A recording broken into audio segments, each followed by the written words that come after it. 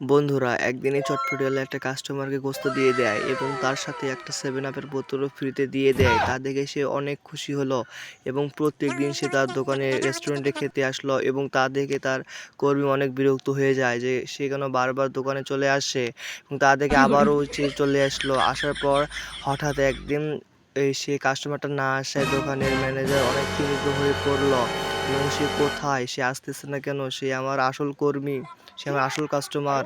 সেই দেখে তার কর্মচারী বলতে দিল সে একটা মেকানিকের কাজ করে। তা শুনে সে তার মাইক্রোর দোকানে চলে যায় এবং সেখানে গিয়ে তাকে খুঁজে বের করে।